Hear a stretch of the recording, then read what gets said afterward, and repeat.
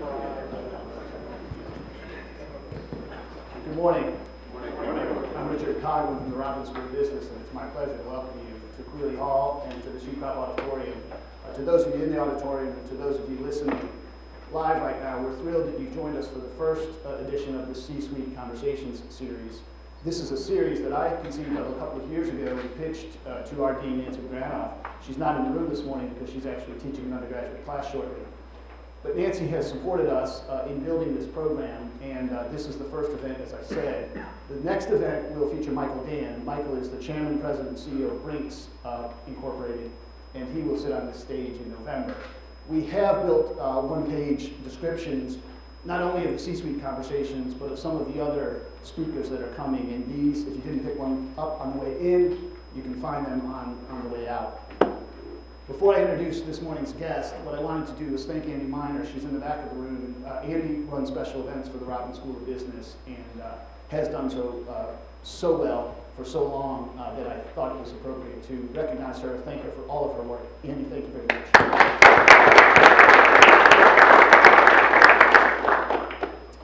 We advertised this as an unscripted conversation. Coach Mooney and I have spent all of about 5 minutes together during his 6 or 7 years on this campus. Certainly I have watched him do his thing for a long, long time, but this has been my first conversation opportunity to engage him in a conversation.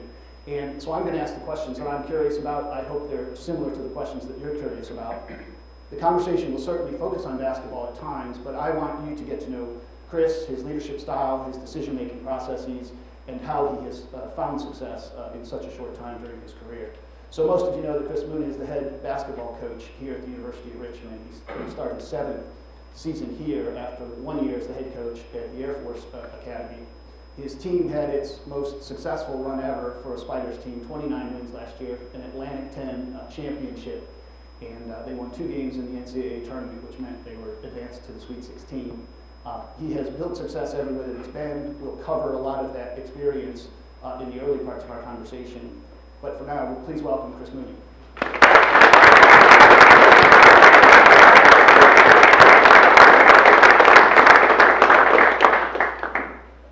Thank you very much for coming out this morning. I really appreciate it.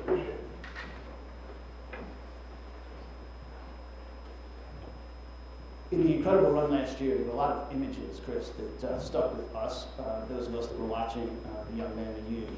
One of the ones that I wanted you to talk about is an image of you at the top of the ladder in Atlantic City, and you're holding a net in your right hand. This is just after your team was beaten Dayton in the Atlantic 10 championship. Can you describe for us what the emotions were at that point? That was an exhilarating time, not just for the season that we had, the championship, but for kind of all the hard work that everybody had put in. Guys who had, graduated and played before us, Duncan McLean, guys who had just done great things for our program, Ryan Butler, David Gonzalez, and for everybody that was currently there to have us be the champions was, it's kind of a humbling experience because when you think of all the things that go into that particular afternoon of that game, it was incredible. My very favorite image is toward the end of the game, we were winning the game, handling enough that we could kind of sub out some of the starters, and we have it on our highlight video where Kevin Anderson and Justin and the seniors come out and I get to give them a hug during the game. Those are some of the greatest moments I've ever had. Just incredible to share that kind of thing with how much time and effort and energy everybody puts in. There's another image that was taken 8 weeks later, Chris, on a Sunday here early in May, and it was taken on this campus. And it's an image of you with your arms around Justin and Dan. They're wearing your graduation robes, and there are a few other people in that, including Kevin Hovde, Kevin Anderson. Can you talk about the emotion of that day, graduation day, early May 2011? Well, it was hotter, much hotter. I can remember Justin and Kevin Anderson being, getting to just as the procession line left. I think myself and Connor, Kevin Hovde, and Dan Giroux, those guys were about 35 minutes early, and Justin and Kevin Anderson were about 10 minutes late, which made a lot of sense. At Richmond, I don't think just in our program, but in the athletic department, while it's a great celebration when our guys graduate, and It's a true achievement on their part. It's not out of the ordinary. And we've had, in the athletic department, I think almost everybody graduates in 4 years. And as challenging as that is, that's become an expectation and a norm. So it was a great moment for them and their families, but I don't think necessarily as exhilarating because that's an expectation that we have for them as a university. There was another individual in that frame that took me a while to identify. I believe it was one of your team managers. Would it make sense that one of the team managers was in the same photograph as Kevin and Justin? Oh yeah, absolutely.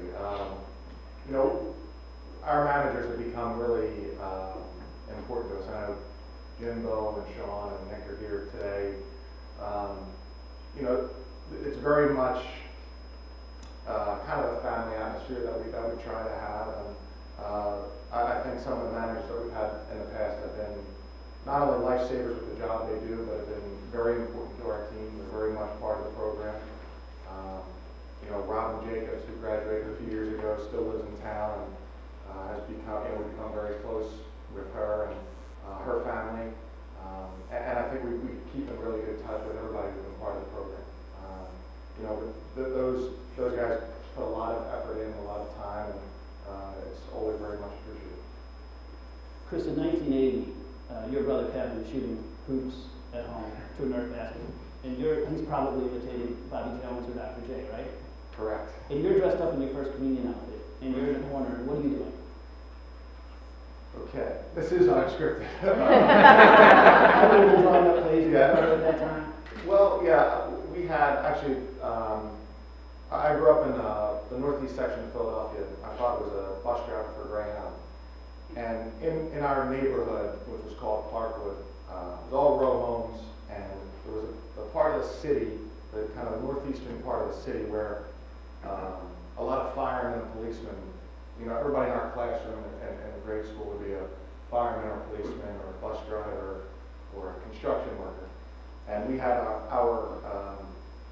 our grammar school was called St. Anselm School, and the coach of the team was named Neil Brazell. He was not a blue collar worker. He was an accountant, and he was a really impressive person and figure. He's about 6'5". You know, he's a big, strong guy. Had silver hair and kind of like a Bill Cowher chin. And he coached the grammar school team. I mean, we played we didn't have a gym in our school, but the public school had a gym. It was no bigger than this room, really. And you know, all these little 8th graders on a bench like this, and then there's Mr. Brazell, who in our house was, I mean, he might have been Pat Riley, you know, and you know, we practiced at 9 o'clock on Tuesdays and Thursdays, which my mother would never have allowed, except that Mr. Brazell would call and explain why we're allowed how to do that. And he would talk to my brother about, you know, playing with class and how you carry yourself, and a lot of things that we say today to our team and that I've seen our players even quoted as saying. He was just a really impressive figure, and you know, nobody was allowed to shoot on the court at halftime, and they always had the cleanest and newest uniforms. I mean, everybody else in the gym is wearing jeans and coming from work, and he's wearing a 3-piece suit and toweling over everybody, the officials, the players. And it was just a captivating figure. And I would go with my mom to watch my brother play, who was a really good player, but I just ended up kind of really being focused on Mr. Brazell. You know, he's had a significant impact. I never got to play for him. He stopped coaching before I got to 8th grade, but but that image, and when I think of a coach, you know, I don't. That's my first thought is the things that he said and the things that he tried to impart on my brother and his team. That's the very first image that I have is of him, not of Phil Jackson or Mike Krzyzewski. So we would come home from his games, and if my parents were not home, we would set up the Nerf hoop, and we would be playing Nerf hoop for a while. You know, my brother's 4 years older than me, and never beat him in one game of Nerf hoop. Years, so I figured the best I could do was I'd be all sweaty. I'd go up and put on my communion suit and come down and pretend that I was Mr. Brazell. So it was because I couldn't beat him, it was probably good seeds for me to become a coach. There were a lot of great sports figures in Philadelphia, 1980, 1981. The Flyers losing the Stanley Cup, right? The Phillies finally win a World Series. I think the Eagles lose in the Super Bowl in 1981. So I would have had you pegged to be imitating like Schmidt or, you know, Eagles quarterback or something else at the time. But it was a coach that really stood out for you among all of those figures in the neighborhood. Yeah, he really did. I mean, certainly, you know, I played a lot of sports and loved sports. It just that, again, it was just this particular image, and you know, I can't emphasize enough how bigger than life he seemed. He was just, and the things that he was teaching the guys, you know, it wasn't just, we were a very good team, and, you know, they had won, you know, our team would have no reason to be any better than anybody else's neighborhood team. But we were mainly because of his organization, and he would take notes on guys and keep track of guys through their high school careers, and he was just, like I said, kind of a bigger than, for me at that age, truly a bigger than life figure, and somebody that has had an incredible influence on me my entire life, and, you know, like I said, I didn't get to play for him. Yeah, interesting. So you make your way to Archbishop Bryan, that's where you're going to be a high school player. You have a little bit of height and a little bit of skill. You start to make your way through that Catholic League. In your senior year, you are finally named Player of the Year of the Northern Division of that Catholic League. I want to talk a little bit about you as a recruit, Chris. My understanding is that you did make a visit or two or three to Princeton. On one of those visits, I understand you saw them play against Rutgers. It was an ESPN nationally televised game that really made an impression on you. Is that right? That's true, yeah. What was it that you remember about that gym on that day that stood out to you that made you think maybe Princeton was the place for you to play? Well, I think, unlike most players, I think one advantage that I had, well, I could list 100 that I didn't have speed, athletic ability, but one advantage that I had is I think I had a fair idea of who I was as a player, or my strengths and weaknesses. And what I just remembered was how easily Princeton passed the ball, shared the ball, played together.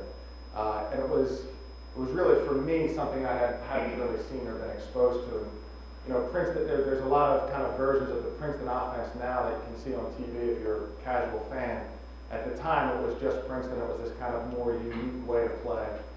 And the way they shared the ball and moved the ball, and you know, Rutgers seemed more talented athletically.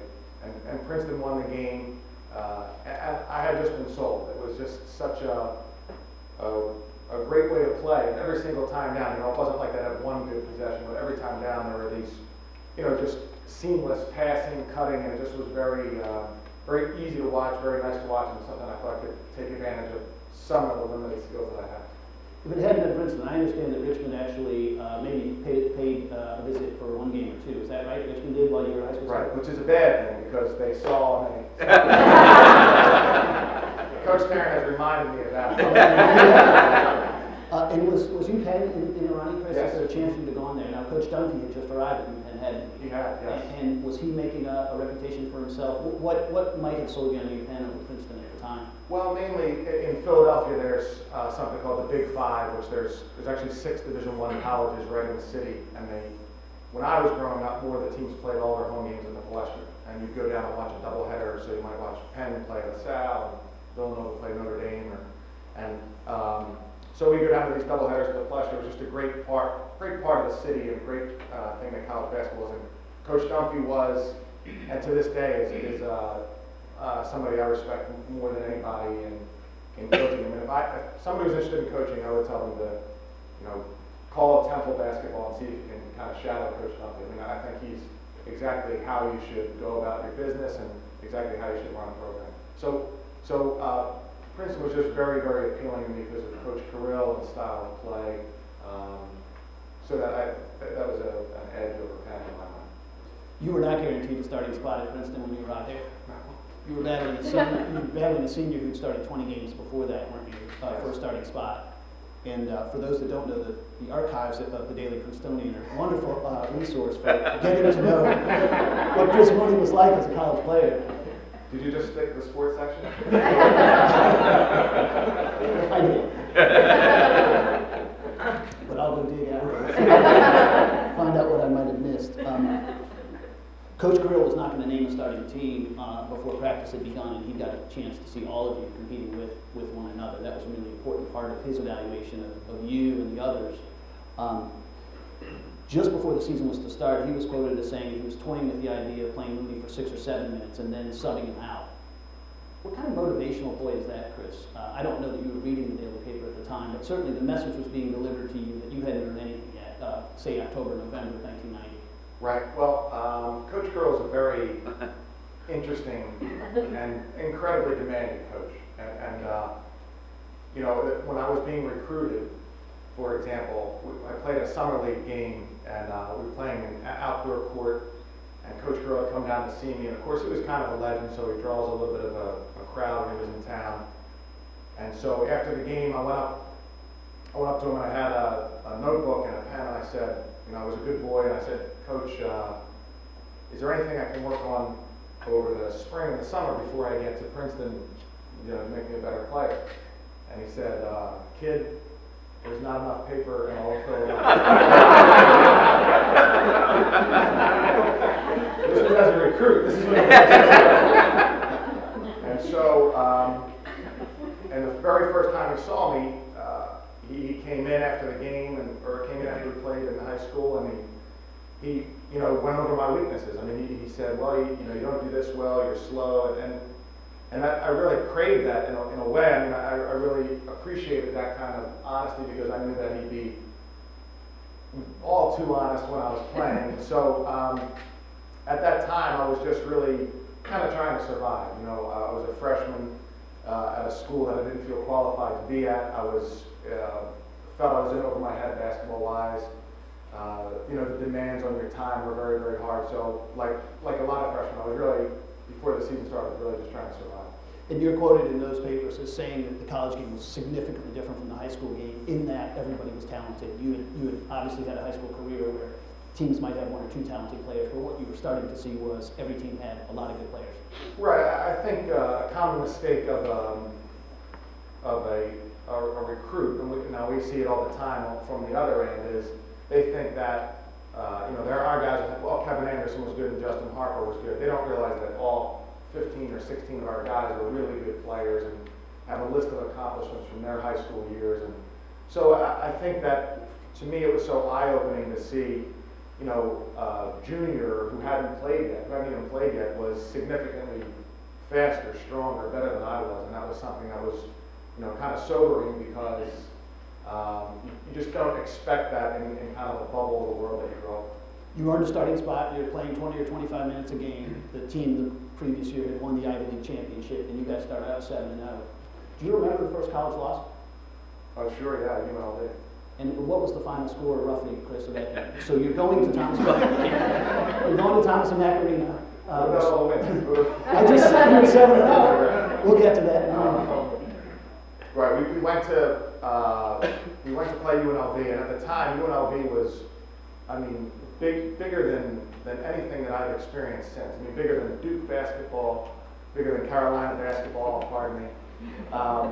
It was really, they not only were an incredibly talented team, but the image that they had, rebels, and so we went out to play them, and I remember my best friend Mike Brennan and I went out to go out on the strip.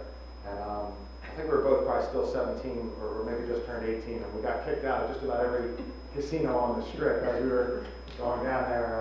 And the game was bad. I mean, it was probably 65, 35, something. 69-35. How many years later you still have? What I'm most interested in is what might the fight have been like going back? I'm interested in Coach Grill's reaction, because you are 7-0. I think you had even reached the top 25 by that time. Yeah. He knew it was on the schedule. You still had a game for Loyola Marymount and Santa Clara on the schedule as well. What lessons would he be imparting at that time, Chris? A 30 or 35 point blowout, which he wouldn't have had very many of in his career at Princeton. Well, I wouldn't call them lessons. You know, he was not, I mean, losing was not, you know, we could win and not play well and have a really rough couple of days coming ahead. We were overmatched. That team had 3 of the top 12 players in the NBA draft. We didn't play well. It was also their first home game. They unveiled the national championship banner. It was a tough night. And I can remember in the game, if you remember Larry Johnson, who was an All-Pro or All-NBA player, we ran a play where they kind of the forwards and the guards exchanged. And I got the ball and I was coming around, the referee blew his whistle, and I figured he was going to call a foul on Larry Johnson. looked around and he pointed at my foot. I was about, 3.5 feet out of bounds. Really hard to get into the game again. He was, like I said, he was, Coach Carroll was, to put it mildly, was irrational. And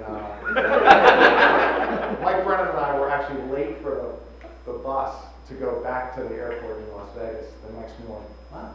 Yeah. But Coach Carroll was not obsessed with time, but I can remember we had to drive with the trainer and Coach Carroll in a car to return that car to the airport. And he just said, make sure this doesn't happen again. So he was calm there. But it was nothing pleasant for the next few days.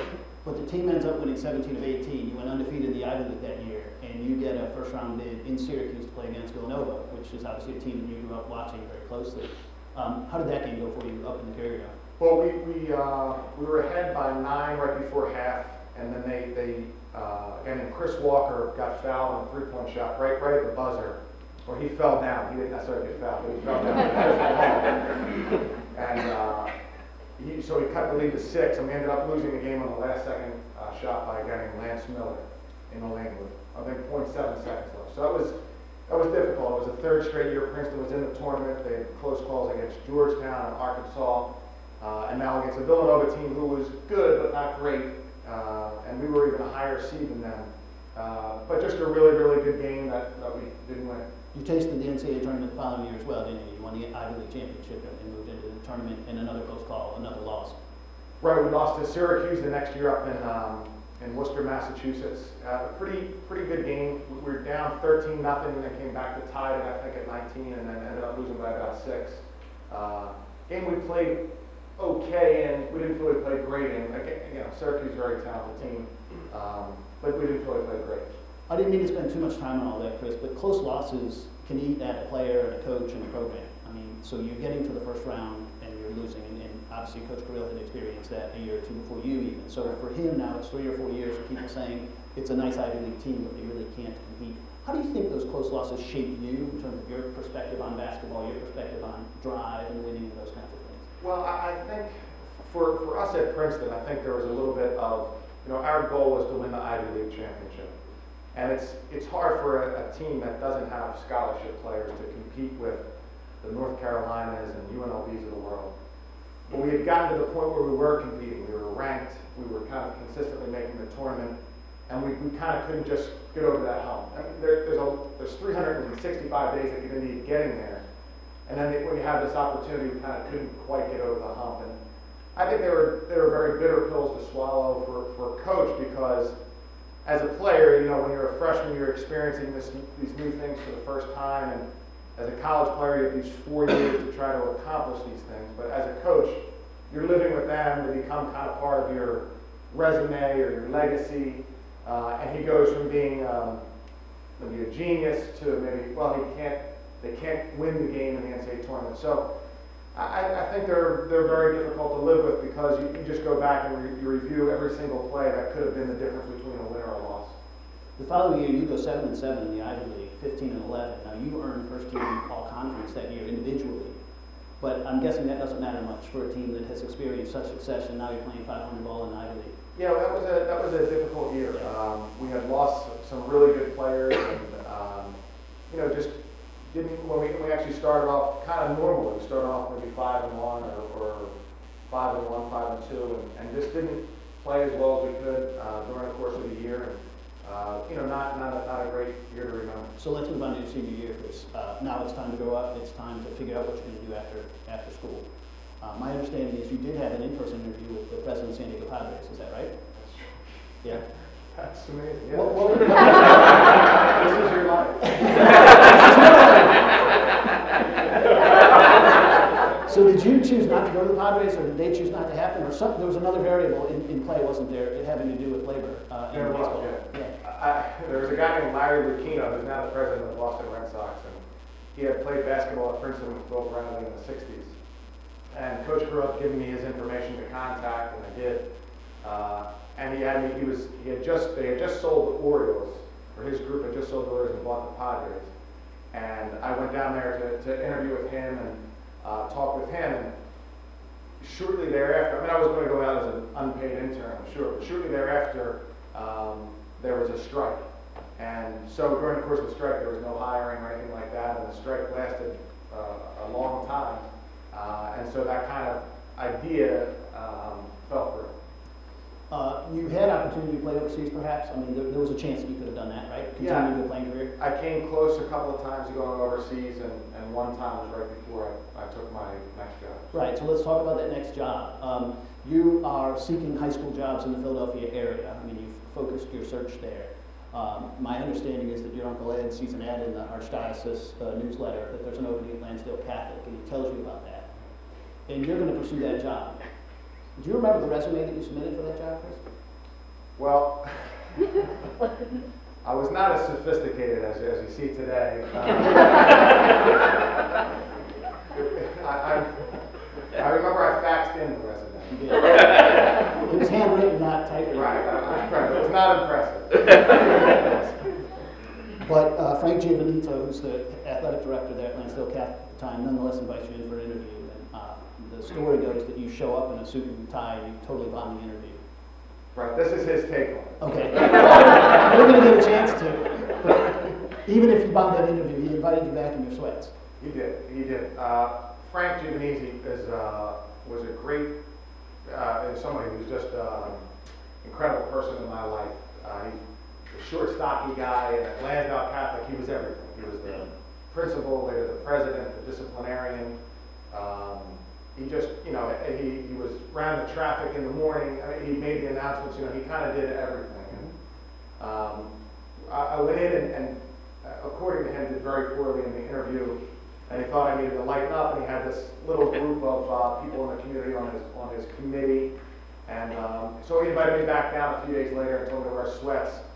So I went down, and he offered me the job. He did offer me the job that night. And he was just an incredible person for me because there were obviously people who were more qualified, more experienced.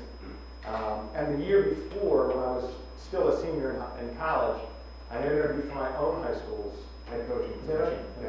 At Archbishop Ryan, my coach had left, and I interviewed for that and didn't get it. And so, I think when you're in college, you think that, I got the job, And so I didn't get that job, which was kind of, difficult for me. And then I was able to get this job at Lansdale Catholic, which was, the best thing that happened. So now this story that starts in third grade with you drawing plays for your brother, and now you're going to get a chance to draw plays for real, Chris. You're 22, and you're coaching kids that are 17 and 18. You're only 4 years their senior. How do you build credibility at that point? Is it leaning on your days at Princeton? Is it just instilling a particular kind of discipline that helps you gain credibility as a young coach? Just screaming yellow. Yeah. I think, one thing that we did is, I look back now and see how close in age we were. It's interesting. At the time, I didn't necessarily feel how close we were in age. I definitely felt like that I was the coach and they were the players. What we did do one thing is, you got the job before in the summer, so we would play a lot of games with the guys who were there, and I'd invite some of my friends from college to play. So to be clear that I was better than the players that I had, I thought that was one thing that was really important. And so I think that, I didn't really feel a problem as far as guys who were disrespectful or questioned my being in charge or anything like that. That never really entered my mind too much. I remember our first practice, the previous coach used to let the parents into practice, which I felt was really going to be difficult for me to be able to conduct practice with the parents there. So I brought the team in and I said, listen, if your parents are here, to me that's going to signal that there's an emergency and you have to leave immediately. And I went over and told the parents that we're going to have closed practices, and I'm sure some of them still have not forgiven me for that, but for the rest of the year we didn't have any problems with parents, and we just kind of moved on from there. The athletic director has said that he gave you the job in part because you had bigger ambitions than being a high school coach. You were very clear with him from the beginning that what you wanted to be was a college coach. Yes, definitely. And he hired you nonetheless because he thought that ambition would actually help his program. So you spend a couple of years there and then finally get your college coaching position that you've cherished, and this is at Viva College. Yes. And this is a part-time job more than anything, isn't it, Chris? Yes. Coaching job. My understanding is there's an oft-told story about you being a wedding planner and an events planner, all that. We don't need to go into that. But you took it upon yourself to. You can go into it if you want. I know you've told me this many times. What struck me was that you evidently washed the clothes for the players. You didn't ask them to take those clothes home and wash them. You rented buses instead of having them drive or vans. Little things that some have said you were basically treating it as though it was a D1 program. Is that right? That's true. You know, the school's called Beaver College, now part Arcadia University. It's a small Division III school right outside of Philadelphia. They had taken vans to games where the assistant coaches would drive. You know, the kids would wash their own uniforms, and there was no pregame meal, and so you know, the practice uniforms were from the previous year. So we tried to raise a little bit of money and make it as professional and as big time as we could. And so I would wash the uniforms and the practice gear and sweep the floor kind of in the morning before I would go to my wedding coordinator job. And we just wanted the guys to have the feel that this was a little bit more important. We started doing pregame meals, and you know, I think when you're going to be really demanding of people, and so of our players, which we were really demanding of, that you also have to treat it as first class as you can on the other side. And so that was really important to me, and you know, nothing that I ever thought I was, I don't think I was doing anything exceptional except treating them, treating the program like it was bigger time, and hopefully having them take a little bit more pride in it. Talk about Joe Scott, because he comes into play here during your time at Beaver. He opens up an opportunity for you at the Air Force Academy. How did you come to know Joe Scott? Well, Joe was an assistant. Well, Joe played at Princeton and then was an assistant coach while I was a player. And he ends up being the head coach at Air Force Academy. Yes. And he invites you to join the staff. He did. Well, I can remember sitting at home with Leah, and Joe was interviewing for the Air Force job. And so in the basketball circles, everybody knows these rumors are going around. And so I thought that when Joe went to Air Force, that I would go back to Princeton and be an assistant. That was the only thing really in my mind. And Joe went to Air Force and called and asked me to come up and talk with him. And he's a very persuasive kind of guy, and talked about his dream or vision for Air Force, and it had never really been good. And I was sold and moved out to Colorado. And one of your duties there was recruiting. Yes. I can't imagine there's a tougher place to recruit student athletes in the Air Force Academy. Was it challenging? Yeah, recruiting to Air Force was really, really difficult. You know, it's an incredible place, and and we just had an assistant coach, Marcus Jenkins, who left to go to Princeton as an assistant. You know, it's a great place to have graduated from, but it's a really hard place to attend. And you know, the guys wear uniforms, and they get up and march to breakfast and take 21 credits of school and every semester, and then they have a 5-year commitment afterwards. So it's a very demanding place, and again, it's an honor to go there, I think, but for a college basketball player or a high school basketball player, it's really, really difficult to get somebody to choose that lifestyle if they have other options. But leadership and discipline and those kinds of concepts are part of the everyday language at Air Force Academy, and that's got to help you and Coach Scott when you're trying to build a program around leadership and discipline and those kinds of things. Definitely. I mean, there were some built-in advantages. Okay, very few built-in advantages, but we did have some built-in advantages, and those are one of them. I mean, if you wanted to be a jerk, you know, if you wanted to act like a jerk, you would be exhausted after 2 or 3 days at the Air Force Academy, because you'd be corrected in the morning, corrected at lunch, you know, and if you weren't on your way out already, you would really you'd have a hard time kind of acting out at a place like that.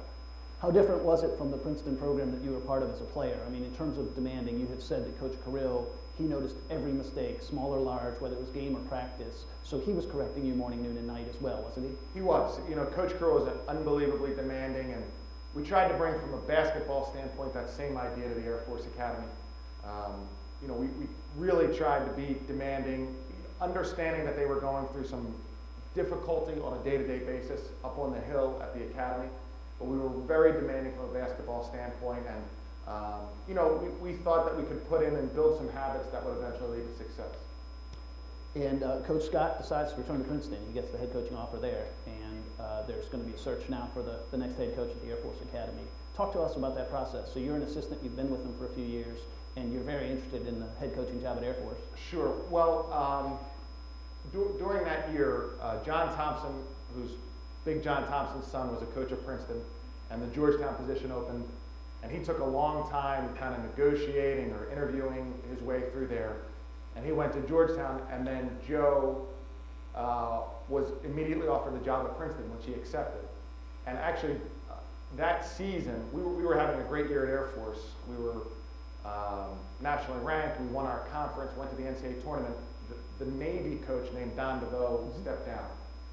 And the Naval Academy, because we were having this great year and kind of was doing well at an academy, the Naval Academy was interested in hiring me as the coach. And the Air Force Academy officials told them no, that they couldn't, this is what happens at the government level. And so then I went to the Air Force Academy officials and said, well, that's fine, but I would like to have some assurances that I'll be the next coach at the Air Force Academy. And so they agreed to that and put that in writing so that I was comfortable passing on any other opportunities, knowing that if Joe were able to get something, then I would be the coach there. Some would say it was a pretty bold move by a 32-year-old who'd never been a head coach at the Division I level.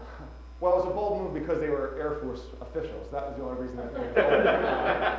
But I would have been, you know, it's interesting. I would have been overjoyed to be the head coach at Navy. Sure. And so, but at Air Force now we had really built something good. We had really good players in every class. I really liked it there, and I thought that, you know, I realized that Joe was a real hot commodity, and I thought he had a good opportunity to leave. Whether it wasn't that year, maybe the next year or the following season. And the day that you're named head coach, you're asked whether you're ready to do this. And your reply at the time was that being a head coach at any level, there are certain things that are just universal to being a head coach. Can you say a few words about what's in your mind? What is universal, Chris? And now that you've been a head coach as long as you have at the Division I level, do you still believe that? Are there certain things that are universal whether you're coaching at Lansdale Catholic or at the University of Richmond? Yeah, I think that the crux of what a coach does, or the most important things what a coach does, selecting your team, and addressing your team, and coaching your team, and trying to instill a particular habit or ways of going about your business, and how you see your team and the vision you're going to have and how you can communicate that. I really believe that happens. I believe that happens and is universal from any level. There are thousands of things to learn as a college head coach, or that might be different from being the head coach at the Air Force Academy, to the University of Richmond, to somewhere else. But I think as a coach and the core of it, I think those things are learned. And so my experiences as a high school and a Division III coach, I thought were much more valuable to me than if I had been an assistant somewhere for a longer period of time. And, I thought the first day I addressed the team, I knew what I was going to say. I knew how I would sound. I knew how I was going to come across. And so those things I think are very, very valuable and universal because they don't have to change. They don't have to change. Chris, it strikes me that you give a lot. It seems to me that you send messages about leadership through how you behave. Is that accurate? Yeah, I think that's true. I think that, to be honest with you, I think being from the East Coast and Philadelphia and having the father that I did and playing for Coach Carrill, there's a certain amount of cynicism, just inbred and that I have. And so we don't have a lot of slogans. We don't have any team slogans or sayings or, we try not to, it's much more important, I think, your actions. And while I have some really strong feelings on leadership and how I think it's supposed to look and feel and what I think is important, we try not to, and also I mean this, I don't think the focus should be on the coaches as much as it is on the players. And, the players are the ones who really have to do everything. And I think when you start having too many slogans or pointing toward leadership, then you're starting to kind of toot your own horn a little bit. And I really don't think that's where the focus should be. So you spend a year as the head coach at the Air Force Academy, and late in that season, the school gets an NIT bid. Is that right? Yes. And there's a chance, anyway, that Air Force Academy will be asked to host that game late in your first year as a head coach.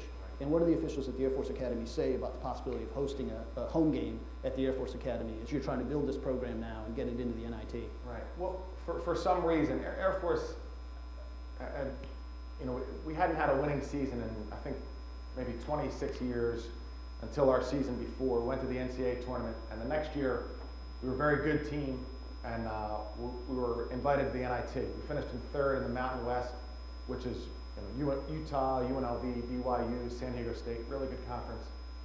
And we were skipped over. And so I called the commissioner of the Mountain West Conference, and he said that it was our athletic department that kind of denied the bid to the NIT. And it was a really difficult thing for me to accept or to understand. And to be honest, it really never, communication kind of broke down after that. It was never really explained to me. I think they said something about the security issues at the academy, but of course we had just played a season where we had a bunch of games at home. So it was really difficult to me, a team that we had never been to the NIT. It would have only been, I think, our third postseason bid ever, and we were declining it for it. I don't know if it was money reasons or time management reasons. For whatever reason, we were declining the bid, and that was very, very difficult for me to accept. And I haven't read a lot about the process that got you to Richmond, Chris. How did you first learn about the job? Who first contacted you about the job here at U of R? Well, Jim Miller did. Coach Wainwright took the job at DePaul, and I can remember thinking, man, I wish I had been at the Air Force Academy a couple more years because I'd have a shot at the Richmond job. And Jim Miller called a few days later, and he asked two questions. He asked if I had a buyout in my contract, and which I didn't, and he asked if I'd be interested in the Richmond job, and I said yes. And that was on a Monday afternoon, and I met with him and Mark Sandy in Washington, D.C. on Tuesday morning, and he offered me the job on Wednesday. You mentioned Leah once before. Leah's your wife. So is there any discussion to be had about this move from Air Force? And I want to talk a little bit about the conversation you're going to have with your players now that you've decided to make the move to Richmond. But just talk to us, if you will, about the decision-making process now about taking the job at Richmond and what goes into you deciding this is the right next step. Well, of course, it was. On one hand, it wasn't a difficult decision. I thought Richmond was a great place and a place that I had wanted to go to, and a place I had friends who had been assistant coaches here. And the Air Force Academy, also a great place, but limitations as far as athletically. And for example, we turned down the NIT, which was most fresh in my mind. So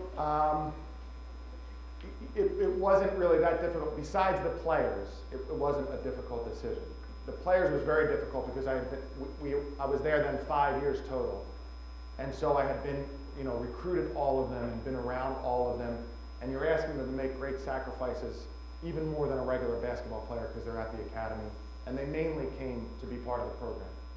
Aside from that, it was a fairly easy choice. And the other part about only being in a school for 1 year, Air Force had given me the opportunity.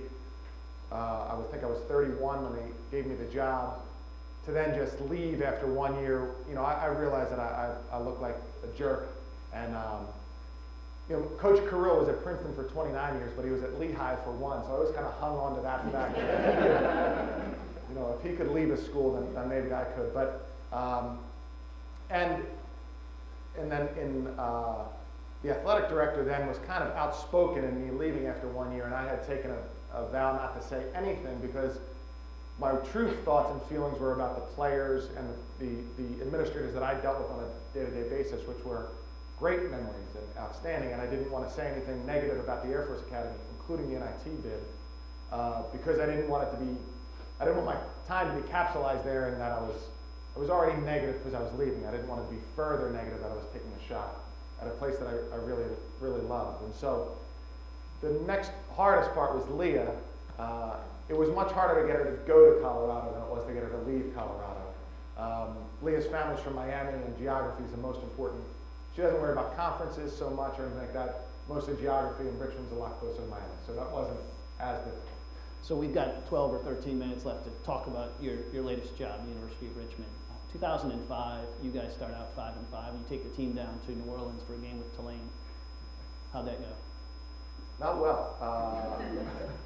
Hurricane Katrina had just hit New Orleans, and we were the first home game that Tulane had. I believe in their previous game they lost to a Division II school. St. Edwards, yep. Thank you.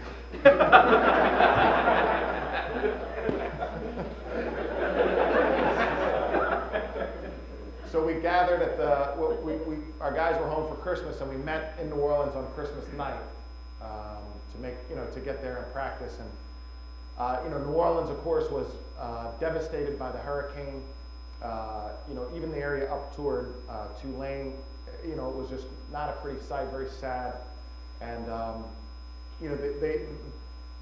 Tulane drilled us. I mean, they beat us. They were very emotional. They played well. We played terribly. I'm sure we lost. I'm sure you have to score. But I can't imagine we scored too many points. And we really didn't play well that night. And you're a first-year head coach, I think, at the time, first or second-year head coach at Richmond. But your quote after the game was, is that on you or is that on them, Chris? Well, no, I think it's on me. I think that's always on the coach. I really, on that game in particular, I think we were unprepared for the emotional value that it was to Tulane to be playing at home. And that's, first and foremost, my responsibility and my fault. My understanding is that you and the assistant coaches go out to dinner and you end up in a darker part of the French Quarter. What happens in that conversation? What are you guys talking about at that time, Chris? Well, not much that I can repeat.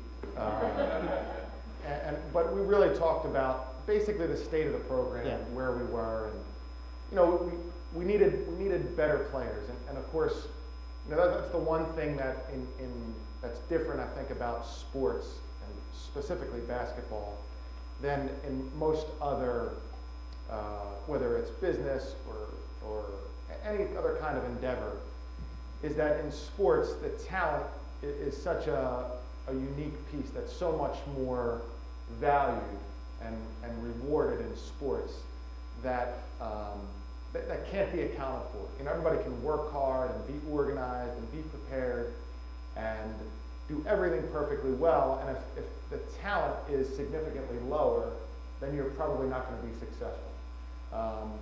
If Kobe Bryant was on the Richmond Spiders this year, we'd have a great chance to win the NCAA tournament. Since he's not, we don't. I mean, it's that much of a difference. Whether he's a good teammate or a bad teammate or a hard worker or not, the talent alone is that important. So we just talked about the state of the program and that we really needed to get more talent and talent across the board, whether that would be improved or the ability to score, defend, shoot, rebound, whatever it was. We just needed some more talent.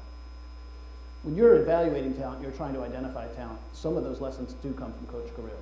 This notion that what you're looking for in a player, it almost rolls off the tongue every time you say it, and Coach Carrill would say it, dribble, pass, and shoot. I mean, it's sort of ingrained that there's a skill set there, that it's not that some guys are good dribblers, some guys are good passers, some guys are good shooters.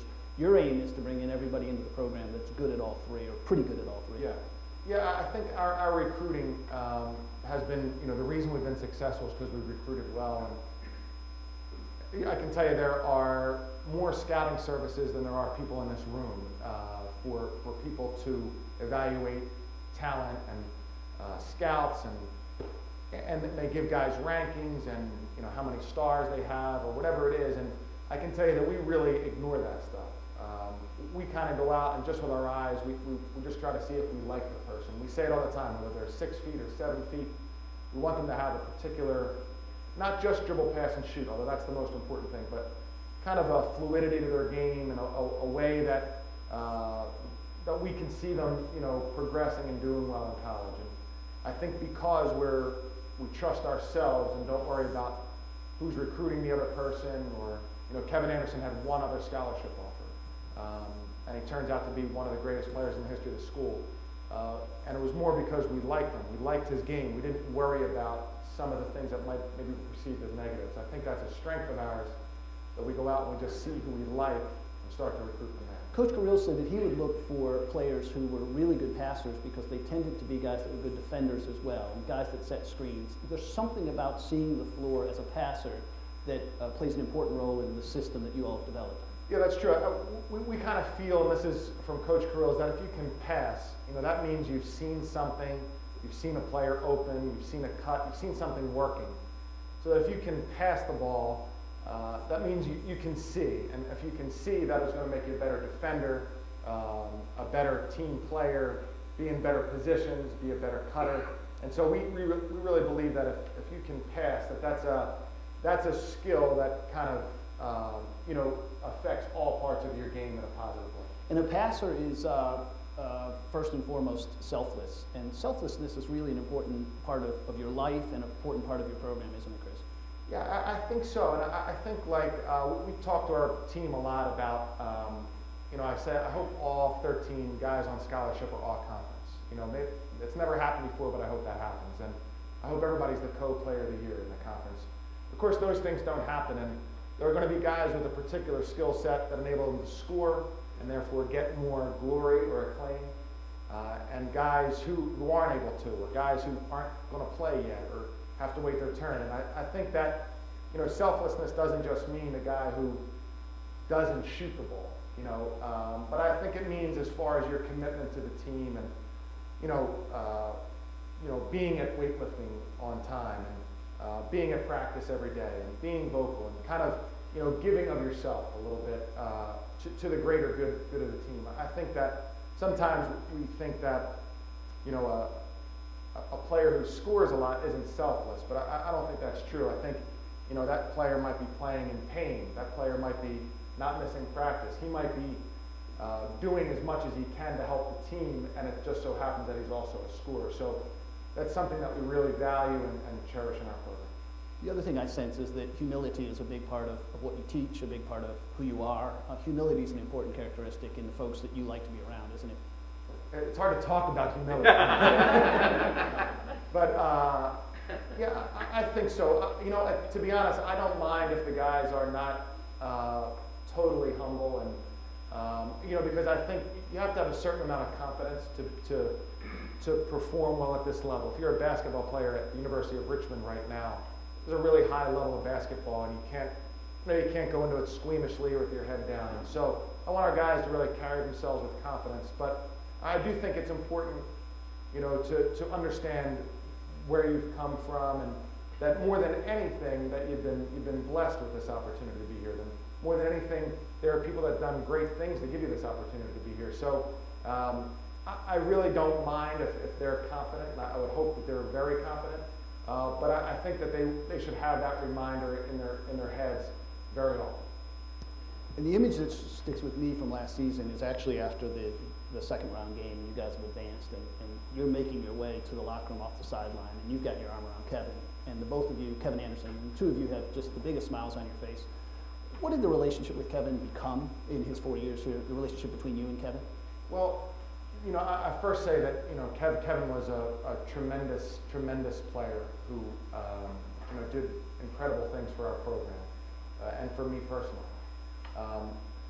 I think when Kevin came in as a freshman, you know, like a lot of the guys we see, if you have a little bit of an understanding of somebody who's recruited to play college basketball, you know, they've been probably recruited to go to high school and maybe transfer high schools. They've been recruited to be on their AAU team, and maybe their former AAU team and their first AAU team. So they've really gotten a lot of attention, more attention than the average 15, 16, 17-year-old gets. And with that, there comes a little bit of people who've let them down, who've made promises and not followed through. And I think Kevin wasn't, you know, he didn't trust very well or very much when he first got here. And I think that for him, that was the biggest thing, is if he could see that it was okay to trust myself and the rest of the coaches on the staff. And also for Kevin, you know, he's an only child, and he's a little bit stubborn, maybe a lot stubborn. And he needed to come to that himself, I think. He needed to, you know, not just be told, hey, I'm your coach, you need to trust me. He needed to come to it himself and find it himself. And I think we worked hard at making sure he could do that and not forcing him in any way, and just trying to explain things. Now, he was so talented at basketball that there was almost nothing he couldn't do. So we didn't get corrected a lot for any basketball mistakes, so that helped. But we just tried to let him come to it himself a little bit, and I think once he found that trust, then he was, you know, then he's loyal forever. And I think that was a really important part of it for him. And loyalty is one of the other concepts that I wrote down as I studied your background and thought a little bit about what's important to you. Selflessness, humility, loyalty, all of those things are really key to the kind of program you're building at Richmond. Yeah, you know, I have an interesting thought on loyalty, which is kind of different there are a lot of coaches out there, and during the spring there's a lot of coaching change, and so people are hiring new assistants, and loyalty is one of the things they really want from their assistants. And I see it, 180 degrees opposite. I think that loyalty is a responsibility of the head coach or the boss, and that the assistant coaches, their responsibility is just to work as hard as they can. There's so many more things that I can do for my assistants than they can do for me in terms of their careers. And I think the loyalty rests on my shoulders. And I think what I ask of them is a lot. They have to coach and recruit and really sacrifice a lot of time with their families. But loyalty would be, hopefully that the way that they're treated and the way that we run our program, they would feel a sense of loyalty. But I think that the greatest loyalty rests on the lap of the head coach. Thank you for your loyalty to the University of Richmond. I really appreciated having you. Thank you.